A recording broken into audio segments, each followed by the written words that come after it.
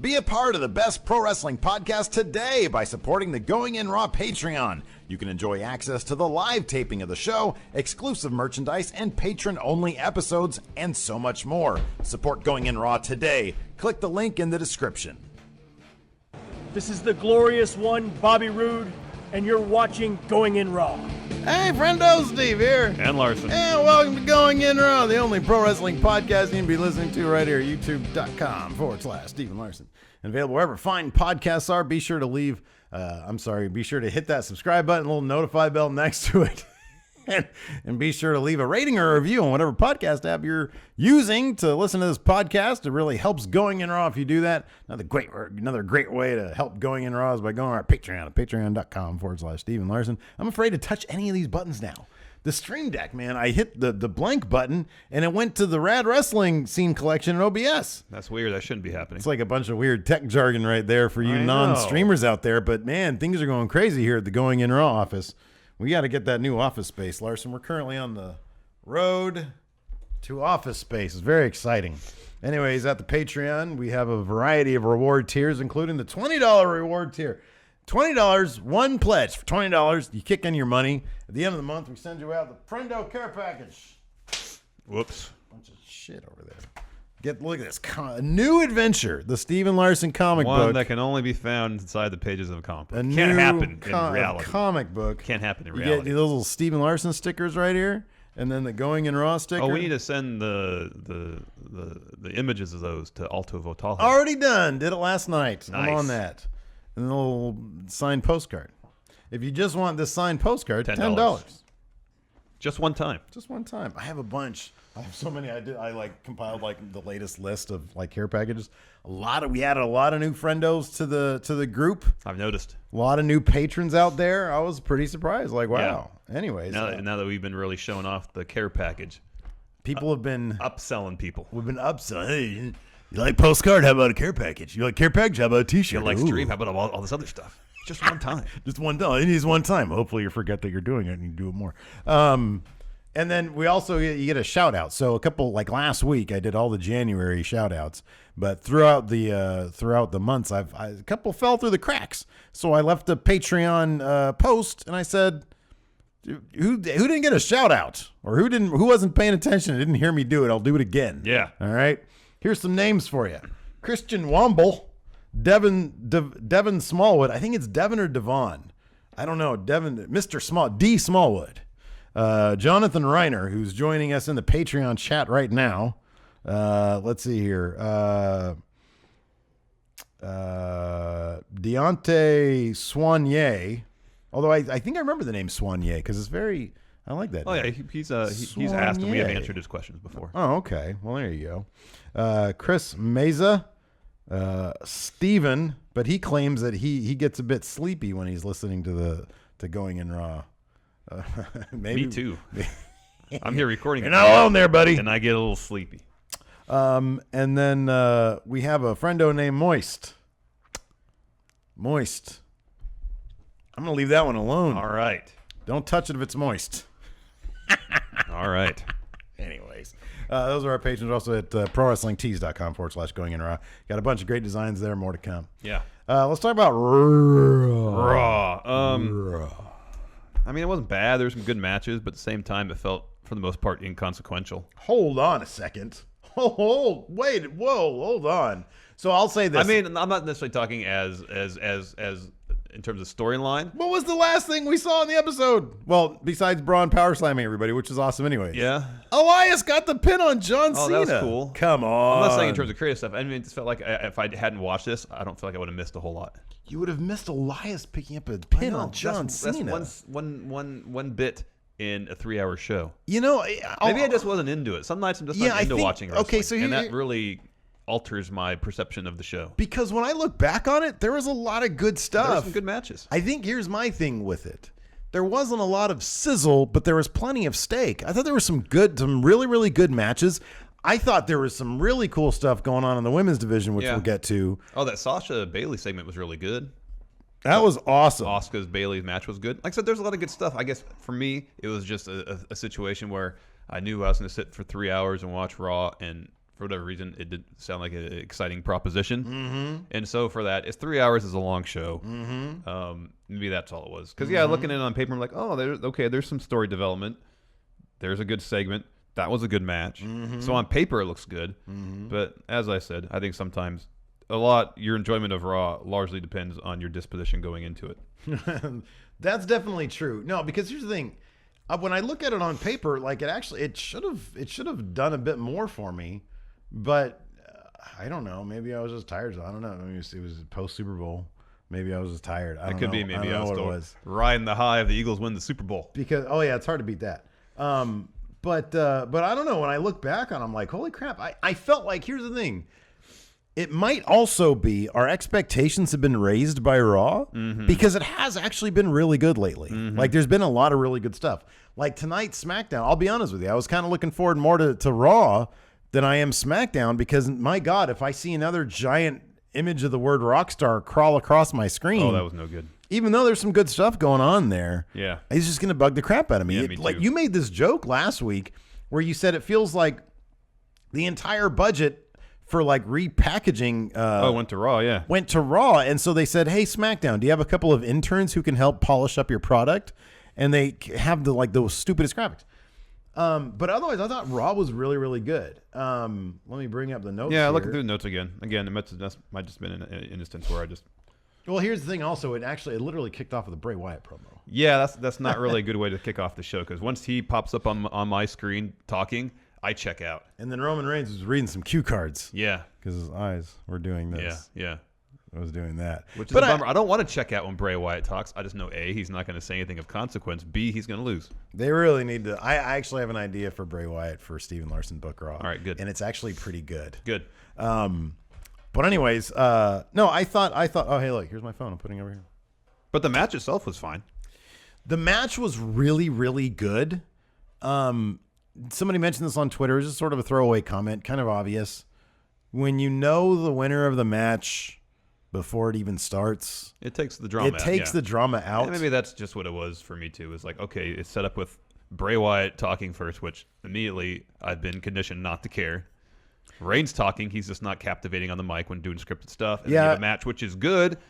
It is kind of also, but there's no drama because Reigns is going over. Pretty much all of these matches right here, with the exception of maybe one, which it was kind of a toss-up anyways. You kind of knew, even the Elias thing at the end. I kind of had a feeling going into it that was going to happen. I was really. Here's the thing with all these, the execution was really good. The Roman Reigns Bray Wyatt match I thought was fantastic. Roman kicked out of his sister Abigail, which really kind of bummed me out. Yeah, Roman kicked out of 2 finishers last night. He kicked out the Bars finisher too. The Bars finisher too, yeah. But his sister Abigail, that took down Cena. I know. That took down. A year ago, that was the most powerful finisher in the entire company. That took down somebody else too. I forgot who it was. AJ Styles. That's right, and he won the WWE champion because of Sister Abigail. And then Roman kicks out of it. They're all setting it up so Roman kicks out of an F5. Yeah, it's all laying the groundwork for a story at Mania. Yeah. But we've been saying that for a while. That they've been because he kicked out of the skull crushing finale. Yeah, it's taken 2 skull crushing finales to pin him. But anyways, I thought it was a good match. Roman Reigns got the win after a spear.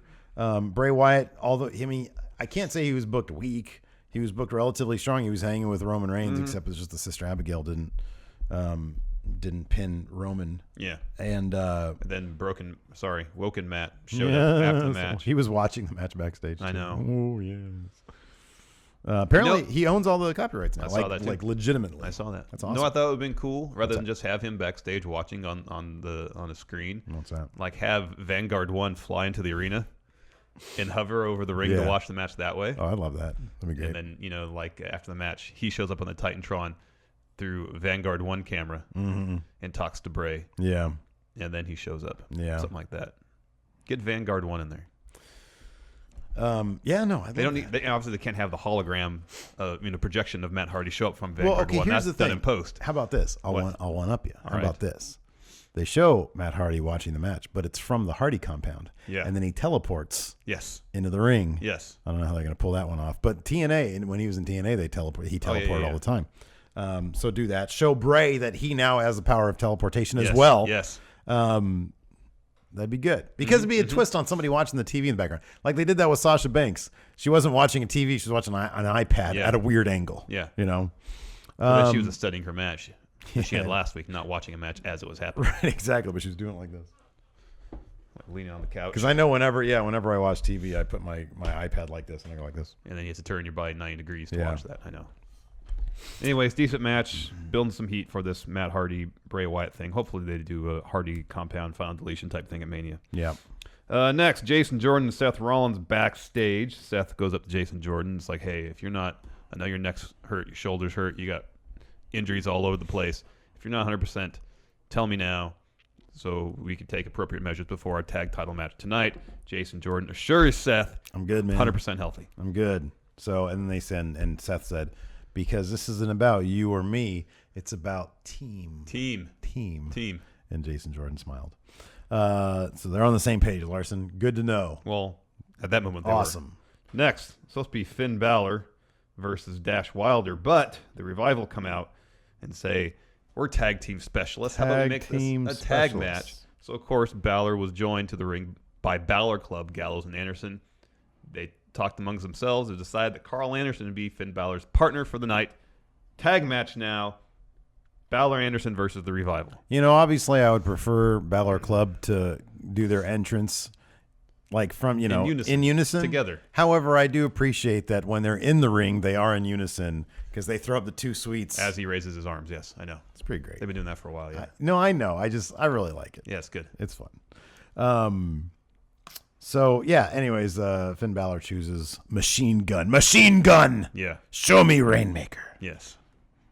Anyways, they go over. Finn Balor wins with a coup de grace, of course. Yeah, I know.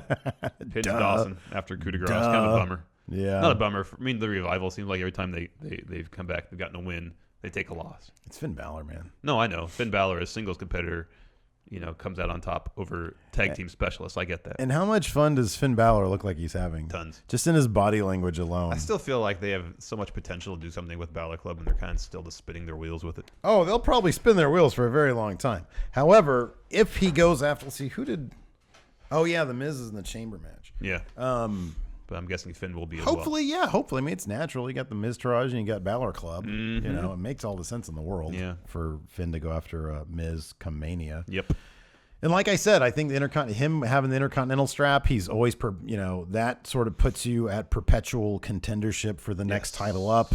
I think that's a good move for Balor Club. And I would be surprised if, Roman is going to win the Universal title at Mania. Miz drops the Intercontinental title to Finn. I would be surprised if Miz gets bumped up to one of Roman's first feuds as champ. Yeah, I can see that. Here's what I'd love to see also is for the club to get, if Finn gets the IC title, Club gets the tag straps, but because of help from Finn Balor. Yeah. That would be cool. That would be cool. Because I want to see them roll like a true, like a pack. Yeah. Like a wolf pack. Mm-hmm. Anyways. And should you turn your back on the wolf pack, Steve? You might end up in a body pack. That's a possibility. Yeah, according to the song. It's true. Who was the weakest member of NWO Wolfpack? Luger. You didn't know what the faction was called. That was called Wolfpack NWO? That's what you thought it was called. Oh, man. Anyways. Next, there's this really good segment between Sasha and Bayley. Sasha was watching her match against Asuka last week. Bayley comes in and says, you're watching this again? You've watched this at least 20 times. 1,000,000 times. And Sasha says, all right, I'm studying the match to see where it went wrong because I was so close to beating Asuka. Mm-hmm. And Bayley has a match against Asuka tonight and says, well, care to share any pointers? And Sasha says, well, I'll keep my secrets to myself. Yeah. Ooh, tension between best friends. A little awkward. This is my favorite part, though. Bayley then says, because Sasha says something like, well, how did it go? She said, if I can't beat Asuka, you sure can't beat Asuka. Yeah. And Bayley said, well, I beat you before. And you think you can beat Asuka, so evidently I can beat Asuka. Oof. That is the bit right there. Dude, it's not that difficult. It's not that hard. Bayley shouldn't be somebody who has some weird, stunted personality from grade school, like she was written in that Alexa Bliss feud. Yep. She's got a heart of gold. She's a good person, but she can kick ass and she's got confidence. And that's what we saw last night for maybe the first time since NXT. Very long time, yes. It felt like NXT Bayley. Yeah. And that little that little show of, hey, you know what? Screw you. I can beat out. That was perfectly written. That was perfectly written. It was a good segment. It was a really good segment. All around great segment. Because Sasha's acting more like NXT Sasha too. That's what she should be doing. Everybody, and I really appreciate that it's Asuka who's. I mean, I would have liked this the entire time, but I think it's kind of cool that Asuka is making people step up their game and revert to what made them what they are. I guess. Yeah. And I think, if you're going to do it, that's a good reason to do it. No, I agree with all that. Next up, we had a very entertaining 205 Live tag team match. Cedric Alexander, Mustafa Ali versus Tony Nese and Drew Gulak. With you might know him as Rockstar Spud, but his name, we call him Drake Maverick for some reason. Yeah, but you know him as Rockstar Spud. We're just going to call him. Why not Drake just Maverick. Call him Rockstar Spud? Because there's already a rock star in the WWE. Do they think it's there's already a rock star on Tuesday nights. Professional name for a general manager? No, I think it's a great name. It is. It's a great name. Yeah. Why? They're on different brands. They can't have two rock stars in the company. They're on the same day. The live crowd might get confused. The live crowd might get confused between Shinsuke Nakamura and Rockstar Spud. Rockstar Spud. A lot of similarities there. How about this? Instead of a rock star scrolling across the screen when Nakamura comes out, what if it said "Strong Style"? Even that would be better than Rockstar. Yeah. I don't honestly anything like even if it said "Sandwich," I'd be fine with that. Yeah. Be a little confusing, a little weird, a little surreal. Yeah. But I might get up and get a sandwich. Yeah, no, it make me hungry. Yeah. I mean, anything else would be good. Yeah. Orton. Why do wait, what? No, that's Nakamura. That didn't make any sense. No, I know. But it got me confused. I know, yeah. That's the purpose of art. AJ Styles. The phenomenal one. Graphic. Well, that's what it was. I don't know what. Scrolling title. Default. Insert text here. Literally like a motion template. Forgot to put Rockstar in it. Anyways, this is a really fun match. Cedric Alexander went over with a lumbar check. Like we said, Rockstar Spud was on commentary. Great sell by Gulak on that lumbar check, it was fantastic. Too. Cedric had time to go underneath. He went up, and then Cedric what? Did you see that spill that Cedric took on his shoulder? Yeah, man. Whoa. Yeah, that could have been bad. Even he looked like afterwards, he was like, I got to not do that again. Mm-hmm. Well, the problem is he took the bump, but then on his way down, he hit Tony Nese, and I think that altered his trajectory. Yeah. And ended up he almost landed right on his head. Yeah, but he landed on his shoulder. He seemed fine. Yeah. Now you mentioned before we rolled, before I started rolling camera, that you watched the Mustafa Ali 205 Live promo. Genuine, earnest, sincere. There's a promo that he did from what looks like some sort of gym. Yeah, it looks like wherever he maybe just works out. Yeah, but it was filmed it was all dark and dramatic, and he gave this really great promo, really heartfelt, about what it means to win this next Cruiserweight Championship tournament. And I was telling Larson, I was like, man, everything about 205 Live should look like that. Mm-hmm. How great would it be? That would be. And here's the thing. You can do something like that because it's on the WWE network and you already have your hardcores. You already have your hardcore fan base. So why are you giving them a product that's kind of half-assed when it comes to the crowd involvement? I get that production-wise, but you can afford to do something different and people want something different. I know. That's one of the things about 205 Live is that it feels like the leftovers. It feels like the scraps. I know. And if you need to make it its own thing, that'd be a great way to do it. And I think a fairly cheap way to do it. Yeah.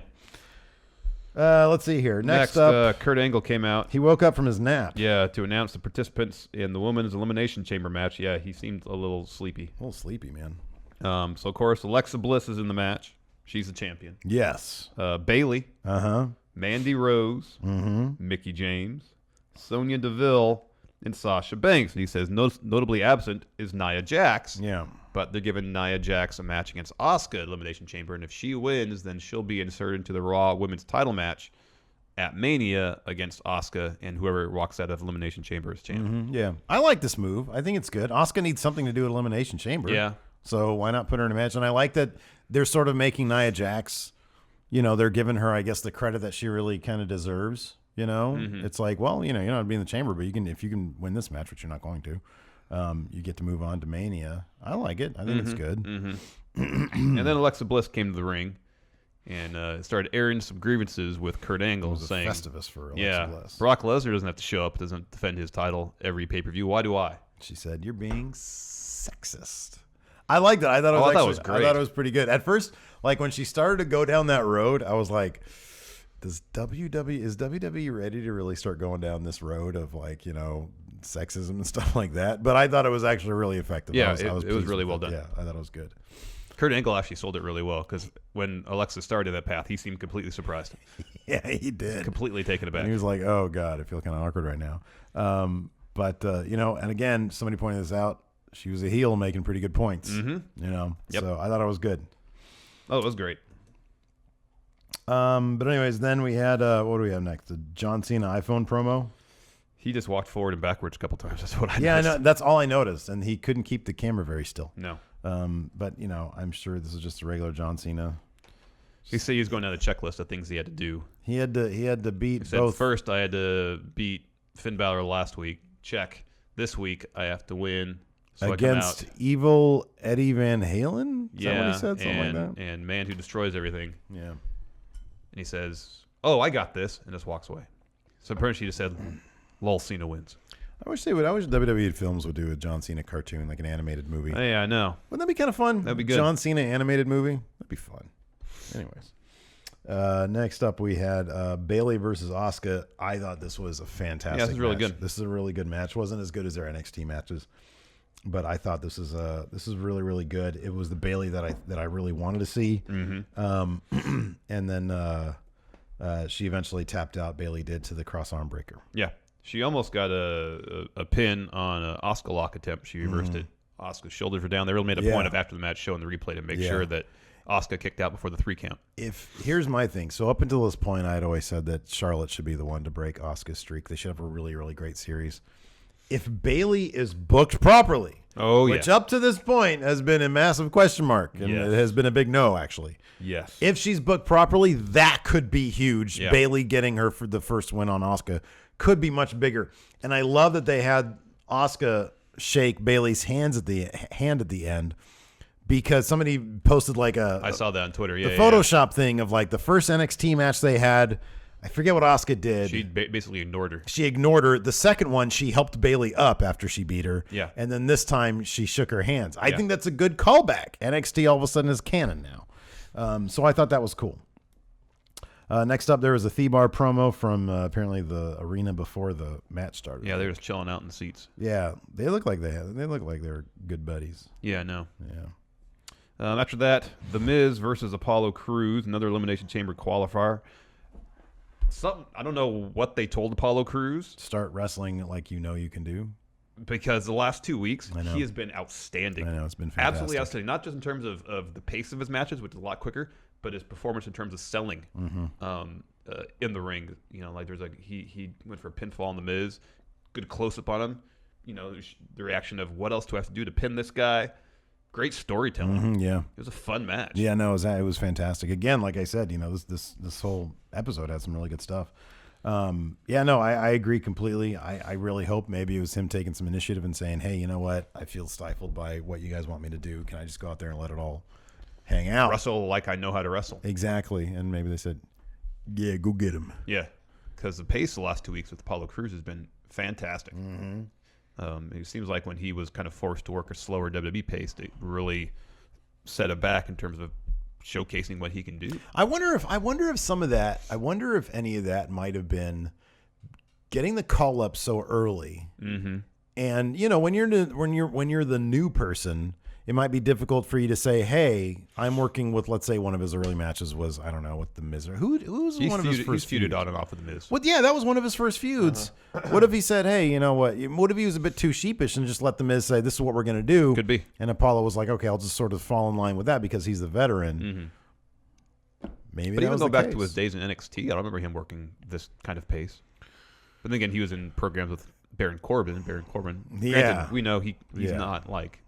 He's not unathletic by any stretch, but he doesn't work a fast pace per se. And on top of that, he was there for like half a second. I know. He was not there. He was never given time there to build a brand at all. I think he had one match with Tyler Breeze that might have been his first match. Yeah, it was decent. Yeah, Let's see here. So, anyways, the Miz did go over with a skull crushing finale. Kind of both things happened last night that we mentioned in our preview, because I was like, maybe the Miz will be in the Elimination Chamber, and I liked his promo when he said, "I'm going to be the first Intercontinental Universal Champion." Yeah, that was cool. Yeah. And then I think I forget what else we called. Oh, and then you said, "Is there a way to get Finn Balor back in it?" Oh yeah. And sure enough, they announced Fatal 4-Way, second chance Fatal challenge qualifier. Yeah, Finn's going over. Oh yeah, absolutely. I was running down in my mind how they're going to book the Elimination Chamber match in terms of setting up potential storylines, if that's at all what they're interested in. Mm-hmm. If you got Strowman, Reigns, Miz, Cena, Balor, Elias, and Elias is the last one in. Yeah. So either he has to eliminate Cena or vice versa, since they have a kind of a thing going. Mm-hmm. But then you get Finn involved. He's got beef with Cena. I kind of feel like the last two are going to be Braun, Reigns, and Reigns is going to pin Strowman to win the match. Okay. Because for the better part of 2017, he had been unable to beat Strowman, yeah, getting over that hump, setting up his arc going into Mania. Yeah. But then there's the Miz. They're not going to have the Miz be in there and just be the first one pinned either, Yeah. So I don't know how it's going to play out. Yeah, I don't know. But Reigns Strowman being the last two makes the absolute most sense. You think Reigns... Unless they really want to protect Strowman and have everybody pin him. Well, I was thinking something more along the lines of... Because of what happened this week, I was wondering if we'd get down to... Well, Reigns is obviously going to win. If it would come down to Reigns Cena after Cena somehow dispatched of Braun. Mm-hmm. Because Cena and Braun have seemed to have a little bit of a thing too. Yeah. I don't know. But I do think, I hope we get Finn Miz out of this. Yeah. I really do. Yeah. Let's see here. Next up, we had Seth Rollins backstage. Now, he's like ready for his match. Jason Jordan is hanging out with Kurt Angle in the meta. What are you doing over there? Sorry, I accidentally hit the start's going down. a button. Jason Jordan is with Kurt Angle and the medical staff, and he says, "I'm sorry, Seth. I can't wrestle today. I've got a bum. It all his hurts." neck. He was doing bridges backstage, warming up, and he felt something pop. Felt something pop, Seth. Not and Seth, instead cleared. of being like sympathetic to his partner, hey, wow, that sucks. So medically, you're not allowed to wrestle. Is that true? And the medical guy goes, "Yeah, that's true, man. He's busted up. That's a bummer. Wow. Ooh, Kurt, what are we gonna do about this?" Instead, he starts yelling at Jason Jordan. Yeah. Man, he's hurt. He's injured. Yeah. What is he supposed to do? What's Well, your I mean, take? What's your take on that? Well, I mean, Jason Jordan gave assurances at the beginning of the show that he was fine, and now he's not fine. He thought he was fine, I'd understand why Seth would be frustrated in that respect. But yeah, he could have been a bit more sympathetic. right? I think they think that, again, it's the thing where faces have to be like jerks too. Seth's supposed to be guess good so. guy Seth, man. I know. But maybe not. Luckily, there was a fresh Roman Reigns just sort of Yeah. milling about right there. Yeah, he just walked in the frame, and there was an understanding that he would take Jason Jordan's place. He looked like he'd already taken a shower. He did. Because his hair was all nicely back in a bun. Yeah. And he's just milling about right there. And Seth just nods at him and smiles, and there you go. Yeah, and then Jason Jordan goes, "Oh, that was great." And that leads us to our next match, Thebar versus Reigns and Rollins. Yeah, man. It was a fun match. It was a fun match. Again, How many times? Reigns kicked out of another finisher. How many times in the past 12 months has Seth Rollins fought some variation of Thebar? Well, there was a whole feud with him and Ambrose. Like at least a couple hundred. Yeah, including house shows. Including probably. house shows, yeah. And then him and Jason Jordan a lot. That was a lot. Pretty much since early summer. Yeah, it's been a while. But anyways, this is fun. Yeah, It's a shield. Roman Jason Reigns Jordan made his way down to ringside. He shouted some encouragement to Rollins, helped him get back on the apron. Then Reigns started yelling at him get out of there. Yeah. At one point, Cesaro and Sheamus, after getting their butts kicked for a while, said, "We've had enough." They grab their titles. They start to walk towards the ramp. Jason Jordan intercepts. There's some arguing. Cesaro tries to punch Jason Jordan. Jason Jordan blocks it and punches Cesaro. Yeah. Gets Rollins and Reigns DQ'd. Okay, here's the thing. Huh. Did you look at Rollins and Reigns during this interaction? Kind of, Did yeah. you see what was happening? No. The ref was stopping them from leaving the ring Oh. to ensure that Sheamus and Cesaro don't leave. Yeah. So the ref was stopping them because if you look, they're trying to get around the ref, and the ref is yeah. blocking them. Was Jason Jordan just? What was he supposed to do? I know. How is he the bad guy in this? I feel like he's getting dumped on He is getting dumped on. for just trying to be a good guy. He was trying to help. He was trying to He help. made the mistake of striking Cesaro. It's one thing to prevent him from getting hit, block the punch, and say, hold on, Cesaro. Look, man, Jason Jordan is a man. If some dude throws fists my way, you think I care more about my buddies getting the tag straps? I don't even get them. Instead of like standing up for myself and throwing my own fist? No, man, I'll wreck my boss. Maybe I'll get these hands. Yeah, man. Boss throws a hand at me, better believe I'm going to throw it back at that old lady. All right. Listen, old lady. Anyways, yeah, no, look, I get it. I understand he came out, he messed up their opportunities. But Sheamus and Cesaro, they were already leaving. Yeah. And the ref wasn't apparently letting Seth Rollins and Roman Reigns do what they wanted to do. To be a mistake by the ref. Right? Like, why didn't the ref just say, oh, wow, that's gotten out of hand? Here, you got to the count of 10 to work this out, guys. Exactly. Yeah, I'm going to go there and take a bite of my Snickers bar. Yeah. You know. And count to 10. And yeah, exactly. If you're not in the ring, by the time I'm done counting to 10, then guess what? Yeah. Double count out. Snickers satisfies. We're not sponsored by them. No. I like Snickers, though. I prefer Baby Ruth. Yeah. Why would you? Yeah. I swear you do. I swear you live your entire life just to be, contrarian to me. Growing up, I ate Baby Ruth. That's what I ate. Baby, I prefer it. You know what I didn't like about Baby Ruth? What? Because it was featured so prominently in that Goonies movie. Oh. By Sloth. Yeah. And Sloth really creeped me out. Do you like dude. Reese's Pieces? That dude was messed up. Do you like Reese's Pieces? Yeah. Okay. I mean, that's featured prominently in E.T. Yeah, but you know what? I don't even remember watching E.T. when I was a kid. Oh. I think that freaked me out, too. A lot of things freaked me out when I was a kid. Apparently. Or Manimal? Yeah. That show freaked me out. You know what didn't freak me out? Knight Rider. Oh, yeah. Because who didn't want that car? I know. Who didn't want a talking car? We're on the same page on that one? Yes. Nice. What about Airwolf? I don't really remember much about it. It was a pretty cool helicopter, man. But did it talk to Van what's his name? Jan Michael Vincent? Ernest Vincent? Borgnine? No, I don't think it did. Well, there you go. It's still a man. pretty cool helicopter. Give me Kit. Who would win in a fight, Airwolf or Kit? Oh, Airwolf would. Yeah. I don't think Kit was weaponized in any way. Remember when they souped up Kit, though? Uh-huh. Like in the later seasons, they needed to boost ratings. Yeah. So, like, he got armor. All that happened was, like, his bumper would come out a little bit. He'd get some boosters. Yeah. But still, he needed to be weaponized. Yeah. Interesting. Next up, we had a Braun Strowman iPhone promo. Culminating in him saying, get these hands.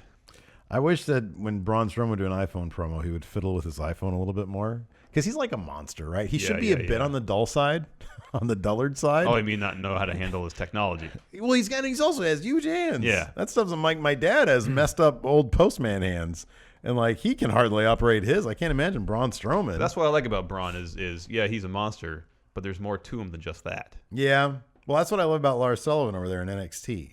Because they always mention how smart he is. They never mention that about Braun. Although I love that Braun is multidimensional. I'm just saying it'd be kind of funny. He's like, is this on? I see blinking red light. And then he continues. No, No, I like that he knows his technology. Oh, I don't like that at all. No, I do like it. No way, man.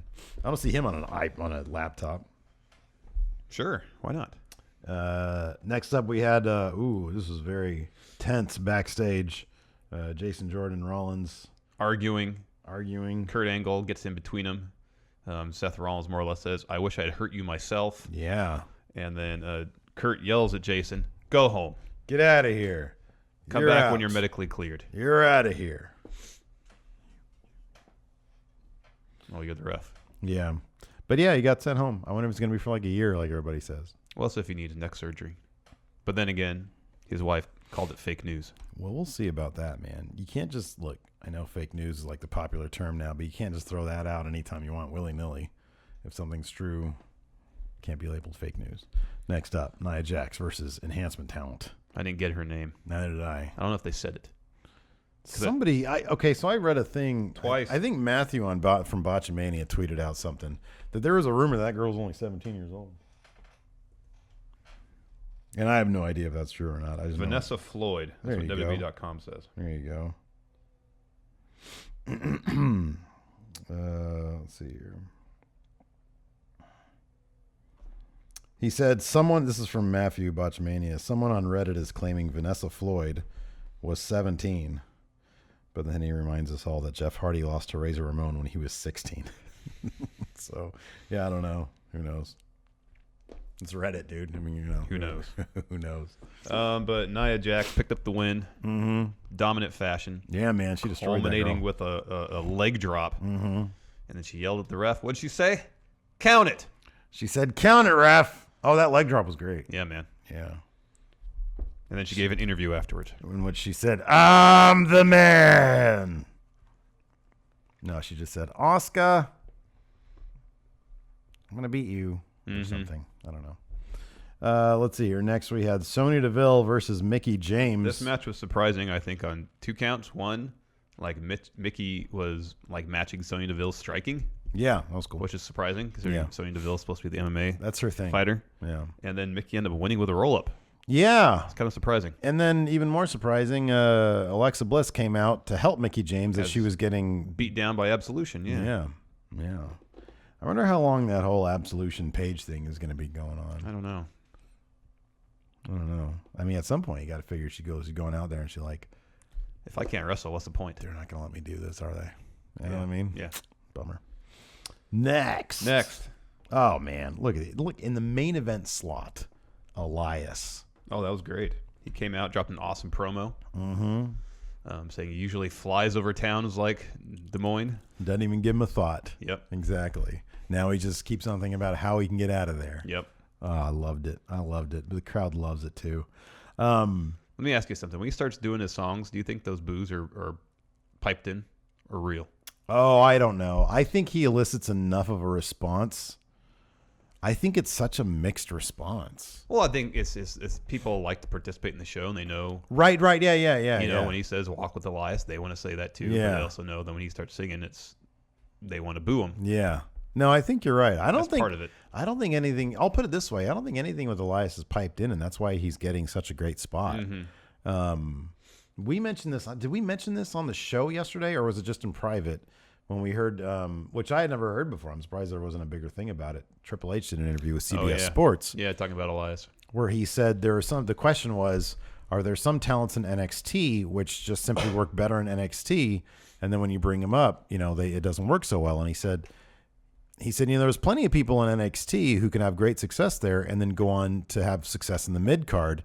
And he says, I don't think that's a bad thing because there's been all sorts of wrestlers who have had really great careers in the mid card. Yeah. And granted, they didn't win championship gold or anything, but you brought people out. People really loved them or they hated them if they were a heel and they did a good job. And he said, there's nothing wrong with that. Yeah. And he said, I'll give you one name. That's a wrestler who is the opposite of that, who as soon as he came into NXT, I knew that I just needed to get him ready for the main roster because he would translate better there. And he said that man is Elias, which explains exactly why he's been pushed so much. And booked perfectly. And my God, he's right. The reaction that he's been getting has been great. I would be really surprised if they piped anything in because he has been featured so prominently. They wouldn't need to do it. I just been noticing the last few weeks that a lot of the boos seem to come in like the exact same time. Are you saying that maybe they're doing that to inspire people to boo? And to get across that you're supposed to be booing this guy. Yeah, we don't want him over. We don't want him over as a face I yet. wouldn't suggest that it's entirely piped in boos because he got a great reaction when he pinned Cena last night. Yeah. He got a great reaction. So I mean, it's I was just curious, and that maybe someone who's been to the shows will. It could. Yeah, it could be. It could be. Next up. So that led, of course, to while he was singing and doing his thing, John Cena's music kicked in, and then Braun Strowman came out after that. There was some great bits where Cena and Elias were double teaming Braun Strowman. I thought that was a lot of fun. And for a while, it took him out of the match because Elias hit him in the back with the guitar, and then Cena followed right up with an AA on the ring steps. Yeah, it was good. And then pretty much as soon as they were back in the ring, Elias turned on John Cena. Before then, as soon as he hits the AA, John Cena raised his hands and Elias went after him, put him in the ring, tried to get the pin, didn't get it, beat up on him a little bit more. Braun comes back in. Power slams Cena. Elias pushes Braun out of the ring, pins Cena. Yeah, and gets the win. So now he's going to be the last guy to come out of the. That's great. Yeah, that's fantastic, and the crowd loved it, man. But then Braun just started doling out power slams to everybody, and they love that even more. And he was really, for the first time that I can remember, really playing up. This felt like a house show. The crowd. This felt like a house show. I felt like they just like, oh, we can go a little bit longer. Like the cameras should have been cut after the first pair of power slams. I know. And he was like listening to the crowd, and he smiled. Yeah, dude, I'm telling you, face of the company right there. Oh man. Yeah, Braun Strowman, face of the company. Oh, he's great. He's fantastic. Anyways, answer some questions. Yeah, let's answer some We have questions. any mail, do we? No, well, we have that one. I still need to clean out the glass because it broke in the frame. Yeah. Somebody sent us a nice present and it broke in the frame. Jonathan Reiner, do you think they could ever turn Elias face? If so, how do you think they do it? Yeah, definitely. I think he'd get to the point of becoming a face on his own. Yeah, he gets popular enough, and then people won't boo him because he's so good, so entertaining. It is one of those things where it's like, man, do we really want that? But we thought that about the New Day too, and they've made that transition. Yeah, they've done it really well too, seamlessly, and they're still endlessly entertaining. Yeah. The real villain next week's second chance match. Who goes over and why? It's Finn. The real rock and roller. It's Finn. Finn goes over. He's in Elimination Chamber. He's either setting up a story with Cena or Miz or whomever he's facing in Mania. What the wrestling co-host Nathan Raglan power rank? Is this going to work? Don't touch any buttons. All right. Power rank the top 5 superstars you want to actually go on a walk with Elias. Who should actually walk with Elias? Well, what kind of walk are we talking about? Are we talking about a hike? Are we talking about like a tag team? Are we talking about the beach? No, I think a stroll through like a downtown section. Oh, interesting. Okay. Of a particular city. Okay. Maybe Elias takes some moments to perform. Oh, yeah. For the people gathered there. Okay. Something like that. Okay. Just a stroll through some sort of, commercial area, something like that. For example, here in Sacramento, K Street, where there's shopping and restaurants and that kind of stuff. Well, we've seen the Miz Taraj perform with him, but they weren't very good. No, we've seen the club perform with him. Yeah, they're better than Miz Taraj. I don't know who would compliment. Oh, for my money, Bayley. Mm-hmm. They're a mixed match challenge team. Although they've had some tension between the two of them. I have not seen any of their videos beyond that first one with the guitar. I need to watch it. I'm gonna say Cassius Ohno. Oh no! Come on! Last time we saw him and Elias, he was sending Elias out the door. I understand, but we know that Cassius Ohno likes to sing his theme song because he does it when he comes out.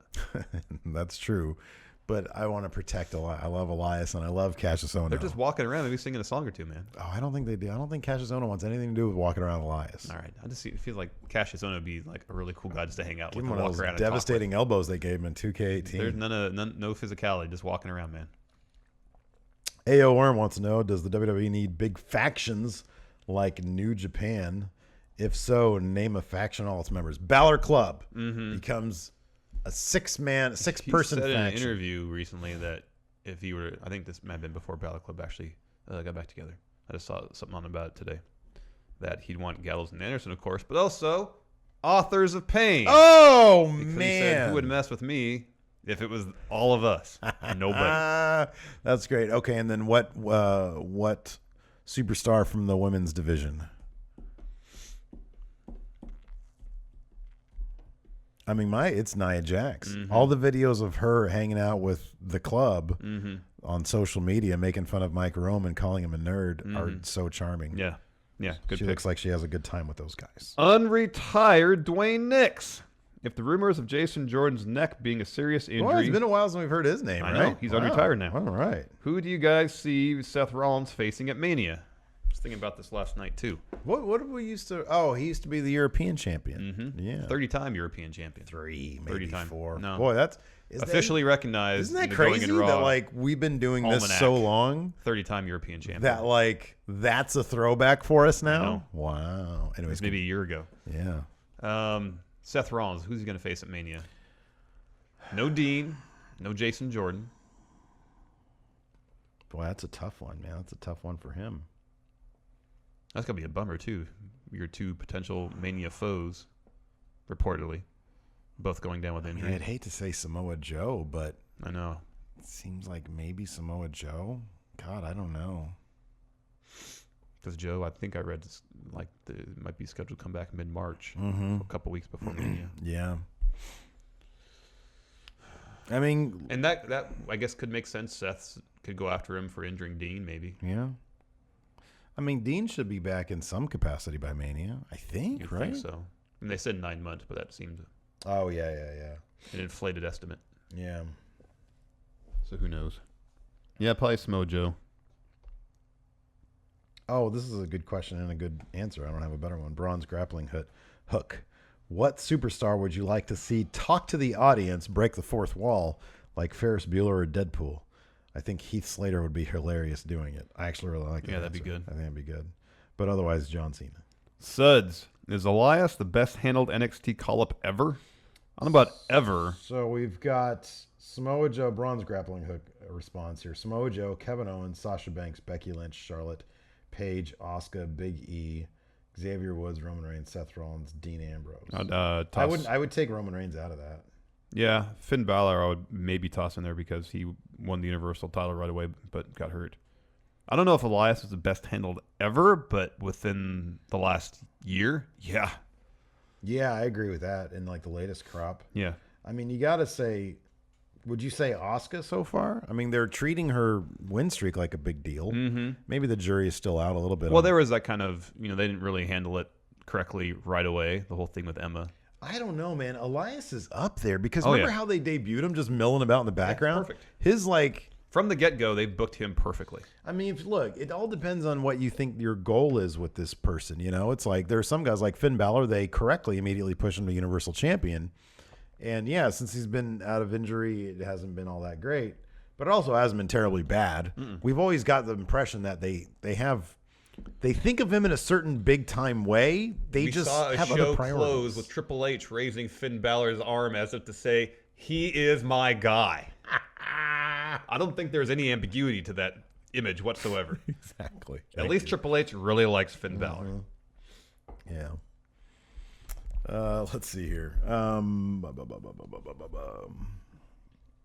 Mr. Sinister, do you guys think Alexa made a point when she told Kurt, why must she defend her title but Brock mustn't or doesn't have to? Yes, I do think she made a good point. Yeah, she did. I know Angle said that she didn't defend her title since TLC, but he didn't mention that she had a match at Survivor Series against Charlotte. Mm-hmm. There was no Raw pay-per-view in December, and then she didn't have a match at Rumble, but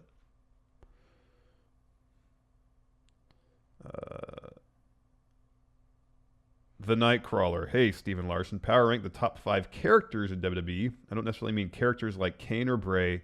I mean people who just know completely who their character is. Oh, boy. Elias knows who his character is, 100%. Elias knows exactly who he is. So who best embodies their character? Not a lot of people... I feel like not a lot of people don't. It's usually more... We talk about it more when they don't, because so often they do. Well, yeah, by and large, people do a really good job. Like Jason Jordan now. I mean, we can look at the standouts now as compared to maybe like people who have found their characters. Like Jason Jordan now, I think has found his character. Yeah. But I think there's a difference too. Like the Miz, his character just seems to be him just turned up. Yeah, right. Same with John Cena. It seems to be him just turned up a bit. Yeah. Whereas I don't know if Jason Jordan is like that behind the scenes. Probably not. That's definitely a character. I get your point. Yeah, I get your point. Same with Elias. Mm-hmm. I doubt he's a troubadour in his real life. Yeah. He's playing a character. Yeah. No, that's a good point. You think John Cena's a character? No, I think that's just kind of him just turned up. Yeah. But Braun, that's a character. Yeah, I was thinking Braun too. Yeah. He does a great job embodying that character. Mm-hmm.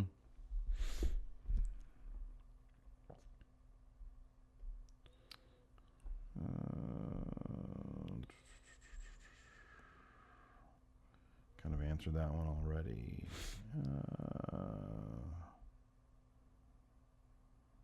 Mr. Lipkin Unlimited. If Asuka won the title at Mania and was immediately cashed in on by Carmella, would that be a waste of the streak? Yes. Yeah. Yeah, absolutely. Yeah. No, if they did that, I'd want Asuka to win the cash in. Yeah. Oh, yeah, exactly. Not here for rest holds. At what point does WWE tell Cena to stop calling things so loudly in the ring? Oh, my God. Shinsuke now. Now Shinsuke. Yeah. I mean, I get his point that, how long can you stand around looking like a dullard? But gee whiz. It's like he doesn't even bother trying to whisper anything anymore. I know.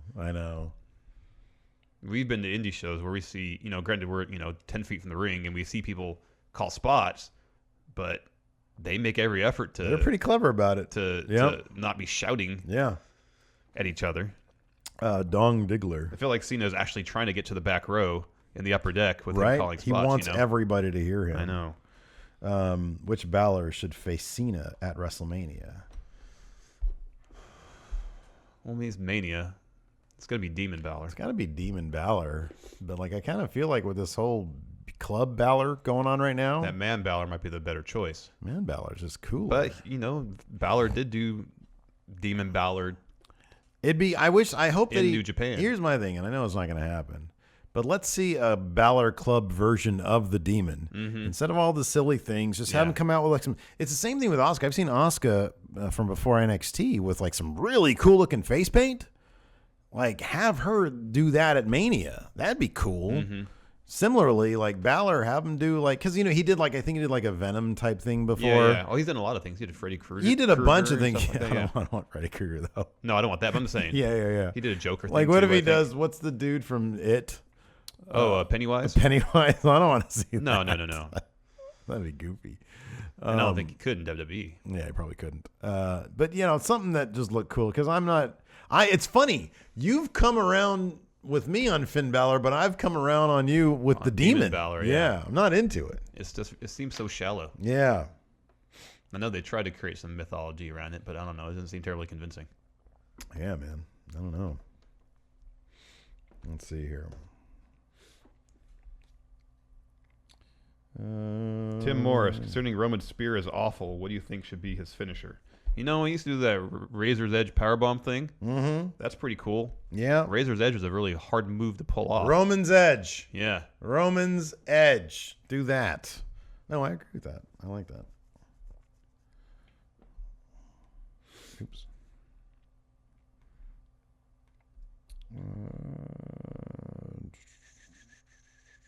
Broken Steve, when can you start calling Roman NWO Cena?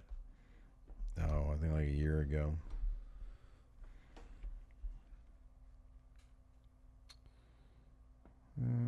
Oh, Randy Orton voices, first-time question asker. We all know Roman will win the belt at Mania, but when will he drop it, and who will he drop it to?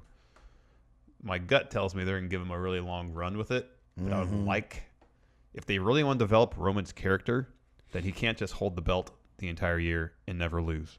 He needs to face some adversity. Yeah. Okay. Well, let me ask you this. Then, why would that work with Okada and not with Roman? What can they do with Roman? Have him keep the belt and make his run as interesting as Okada's. Well, he'd have to put on the best matches of every card. Okay. Yeah. First of all, and it's not exactly fair to Reigns because if he's grown into a really good worker. Yeah. Sure. But there will always be the perception of him while he's in the main event that he's being shoved down our throats. And as long as that perception exists, there's always going to be resistance to him winning all the time. Yeah. They have to find a way to overcome that. And I think if he faces some adversity before going on a prolonged title run, it would help kind of mitigate the idea that, okay, we're just going to push him regardless of what you guys think. Yeah. Tell some interesting stories with him while he's champ. Have him lose the belt a couple times. Really try to find a way for him to face struggle, overcome struggle, reach the top of the mountain, and then stay there for a while. I feel like one thing that they do with Okada is they like to go to the story of, can he get his Rainmaker off on somebody? And with Roman, it's not about his. It's also that, but it's also he is able match after match to withstand the best, right? Of whoever they put in front of him. Yeah. He brings out the best in his opponent, and they give him his best, and he always finds a way to outlast. He has a specific game, though. Like he brings a certain thing, and I feel like Roman kind of lacks that because of his limited, and I'm not saying this is on him, the limited offense they have given him, they let him do. So until he starts, I agree with you in terms of him having to lose the title because that's kind of the equivalent of what they do with Okada. Okada has to continually withstand the best to get his own game off. Well, I mean, Okada's reign now is so impressive because he's had other reigns that were shorter. He's faced adversity. Yeah. And now it's like, right now, this is prime Okada, especially now that we have Okada Reborn. I wouldn't be, I don't think, but I wouldn't be surprised if he holds that belt until next Wrestle Kingdom. I don't think he will, but I wouldn't be surprised. Oh, I wouldn't be surprised. I think he probably will, to be honest with you. I mean, like you said before, it's like a huge deal when somebody loses at Wrestle Kingdom. When the champ loses, yeah. And I think if he's going to lose it, it's going to be a big deal, probably at Wrestle Kingdom. So I can actually, not an expert at New Japan stuff. Yeah. But anyways, you want to do some pay-per-view? Yeah, what do we want to do? I'm going to choose. I'm going to do this. I'm going to do Starrcade 1987. Oh, good choice. I'll do Starrcade 92. Okay. I don't think we watched that before. This Starrcade was apparently after Jim Crockett bought the UWF, the Universal Wrestling Federation. Oh. And so they mashed a bunch of the superstars in, and apparently... How many matches do you have?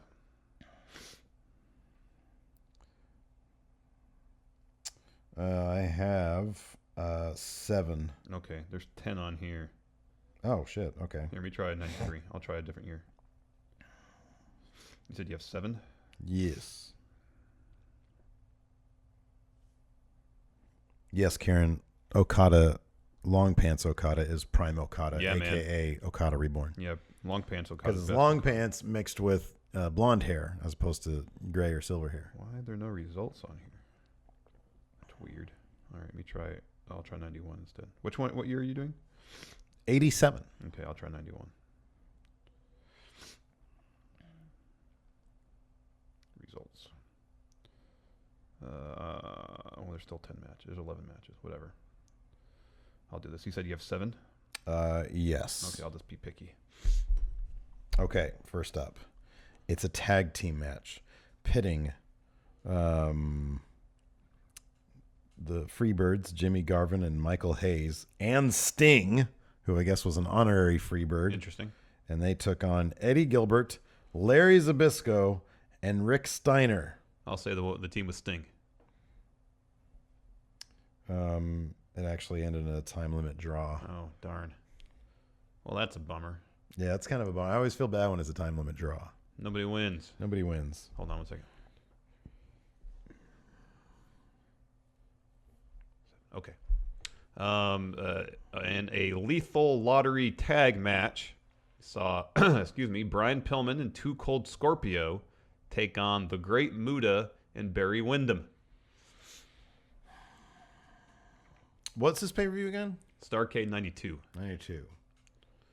I'm going to say the team with the Great Muta. Correct. All right. Singles match for the UWF Heavyweight Championship, which they gave a lot of respect to because it was the second match on the card. It was only a 6 minute 50 second match. Anyways, the champion, Dr. Death Steve Williams, the challenger Barry Windham, who won. Dr. Death. Very good. Next, Steve Williams and Sting in another lethal lottery tag match. Wait a second. Which Steve Williams? I'm guessing Steve, Dr. Death. Dr. Death, yeah. Took on Jushin Thunder Liger and Eric Watts. I'm going to say... Wait, who's the first team? Is Dr. Death and who? Sting. Dr. Death and Sting won? Yeah. Okay. The Rock and Roll... This is a Skywalker's match. Whoa. Do you know what that is? That's the scaffold match, I think, right? Very good. You get 1 point. I feel bad about the time limit draw. I hate time limit draw. That's something you got to consider, man. Or one should consider when answering these things. Anyways, continue. It's a Skywalker's match. All right. Rock and Roll Express versus the Midnight Express. I think this is one where Cornette fell off and tore up his knee. So I think the Rock and Roll Express won that. Good, yeah. Singles match for the NWA World Champion saw the challenger, the Great Muta, take on the champion, Masahiro Chono. Wow. I'll say Chono retained. Yeah. Okay. Unification match for the NWA and UWF World Television Championships. Oh, wow. So they unified these champions. Nikita Koloff versus Terry Taylor. Let's go with Koloff. Yes, very good. Singles match for the WCW World Heavyweight Championship saw challenger Steve Williams take on champion Ron Simmons. I'll say Ron Simmons. And now a tag team match for the NWA World Tag Team Championships. The champions, Arn Anderson, Tully Blanchard, versus the Road Warriors. Oof. Yeah. Say the Road Warriors. No. Darn. Arn Anderson, Tully Blanchard, but it was by DQ, so I imagine the Road Warriors probably look stronger. Yeah. Sorry. A tag team match for the NWA and WCW World Tag Team Championships. Oh my goodness. Saw champions Shane Douglas and Ricky Steamboat take on Barry Windham and Brian Pillman. Boy, okay.